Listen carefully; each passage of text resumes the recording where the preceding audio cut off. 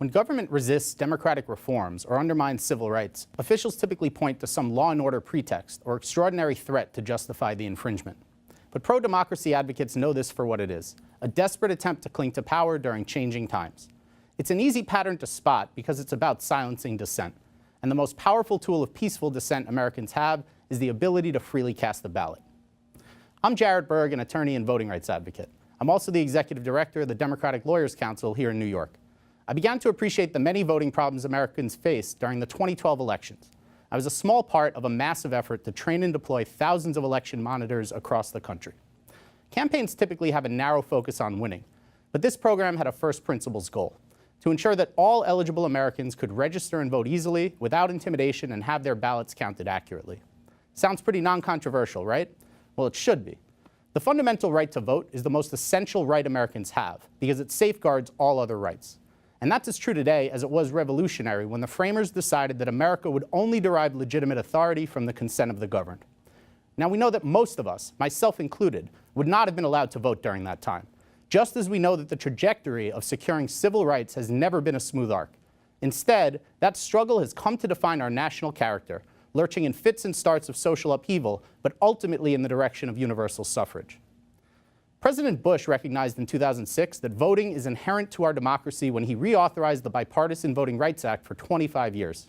But in 2013, a divided Supreme Court ruled that federal oversight of the states that had disenfranchised minorities for generations was no longer needed. 24 hours later, Texas and North Carolina restricted voting in ways that disproportionately burdened minorities and the poor. Courts have repeatedly intervened, finding that the proponents, sitting elected officials, were motivated by racially discriminatory intent. Now, partisans can disagree about the role of our government, but what keeps our complex civil society so stable is a delicate balance between majority rule and minority rights. When citizen voices are suppressed, the premise of democracy unravels.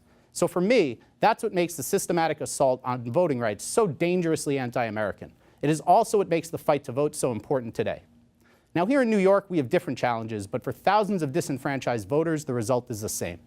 At every stage in the process, our rules make it difficult for busy New Yorkers to participate.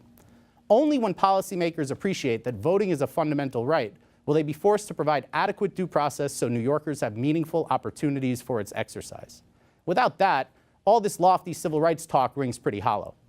In New York, the path forward on voter access is clear. We need a comprehensive overhaul of both our registration and voting systems. We should embrace automatic registration and portability so voters aren't kicked off the rolls when they move. Our registration deadline should be as close to the election as possible instead of more than 3 weeks out, and we should quickly adopt a system of one-stop registration and voting.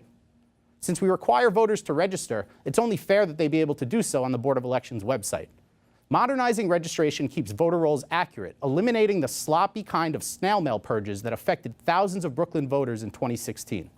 These measures ensure that the registration step doesn't block the eligible from voting and serves its intended purpose, facilitating a fair process. When it comes to actual balloting, the key is convenience. We should replace our single election day with an election period that includes weekends. Vote centers would provide busy New Yorkers with location options, and absentee voting should be made available to all.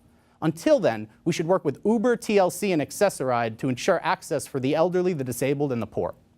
New York should also consolidate our separate state and federal primaries to focus voter turnout, and Albany could use the tens of millions in savings to enact these needed reforms. So what are we doing about it? To get there, groups like NYDLC need to take a multi-pronged, rights-based approach that combines fieldwork, advocacy, coalition building, and impact litigation. During elections, we field hundreds of monitors trained to save lost votes by helping eligible voters navigate local rules and avoid intimidation. But we also need to go beyond reacting to recurring access issues one voter at a time. That's just the final stage of a whack-a-mole cycle of infringed rights, one that we must firmly disrupt. So we need citizens to be vigilant beyond election season. We should scale up the many Albany pro-voter days that now occur each year, and continue to diversify our coalition beyond civil rights advocates. We also need to empower our neighbors to be active citizens and root out the apathy. It takes a village, a continuously engaged village, to effectively protect the interests of that village. So we should expand civic education and know your rights workshops. Finally, since there are no off years when it comes to governing in the public interest, we need to bring about a cultural shift so more New Yorkers vote in state and local elections. For all the civil rights progress that led to an America where the election of Barack Obama is possible, there is a teeming army of zero-sum voter suppression fixers looking to take us back to a discredited political order where that prospect is a pipe dream. But I remain hopeful because more and more people are focusing on voting rights. And when they do, we all know which way the arc of history ultimately bends.